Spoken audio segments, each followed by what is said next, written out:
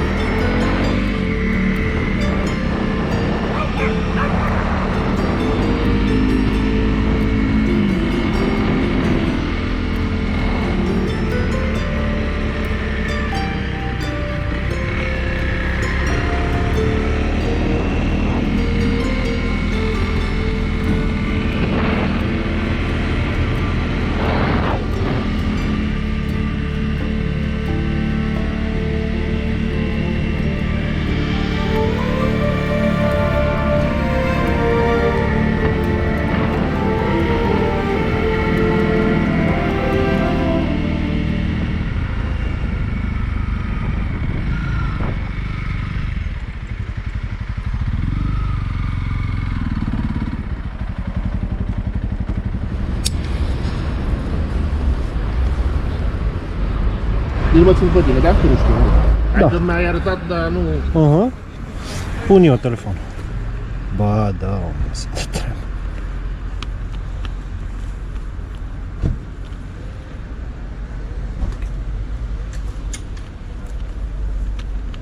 A few minutes later. Era acum pe centura Ploieștiului, era să iau lui unul, avea un aparat foto mișto și eram printre mașini și a scos mâna să facă poză, m-a văzut când o vină cu uitul, dar n-a estimat corect viteza și distanța. Și noroc că a tras el în ultima secundă și am avut puțin loc să mă dau în dreapta, că altfel eu făceam muci. Ultima poză cu aparatul ăla.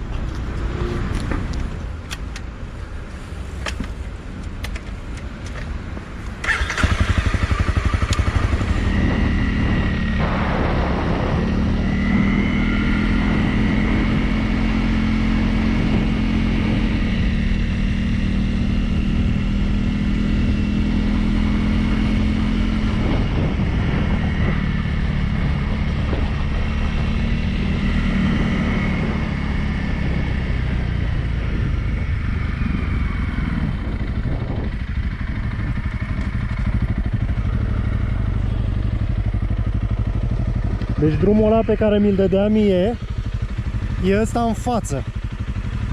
Dar pana mea că e asfaltat. Asta mă, e cam bun drumul. Hai să mergem, să o strica în curând, știu și eu.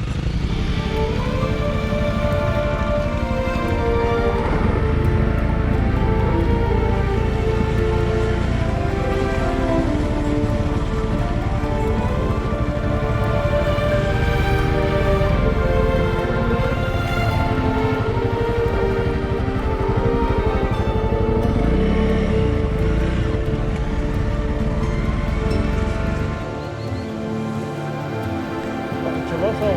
Nu. Hai, pana mea, vedem.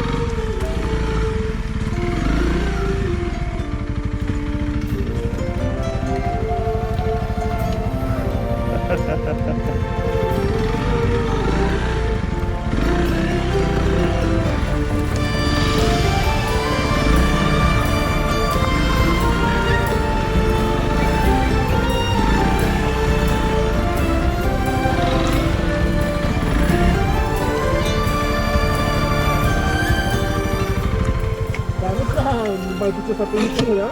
Da. Stai.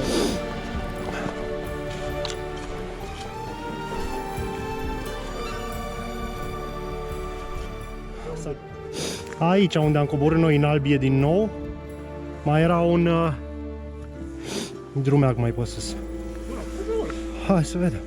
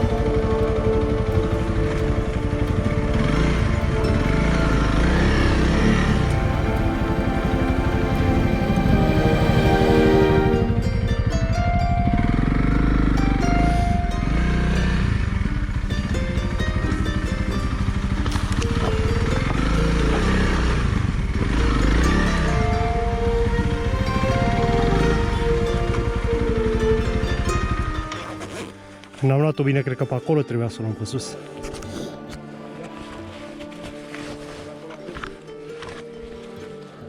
Copacul, trunchiul ăla a fost adus de ape?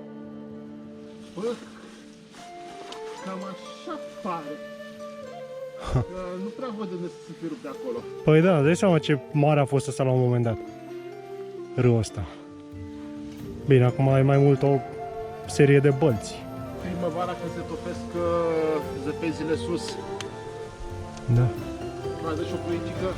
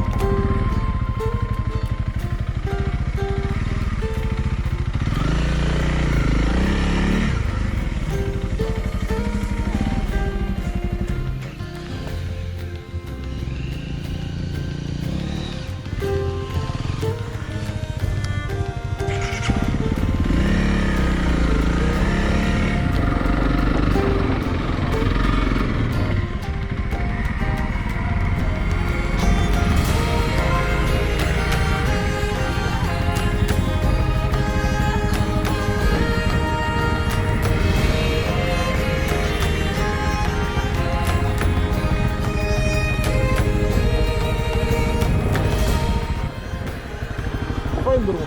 Ha? Mișto drumul. Da, mișto. De reținut.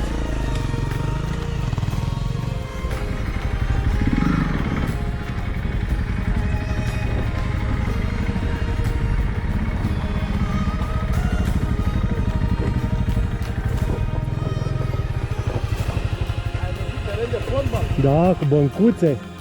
Elegant. Divizia aia de.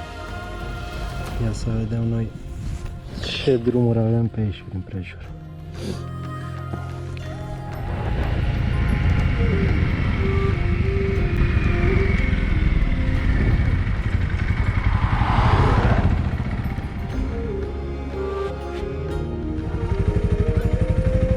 Te ajut? Bă! Hai!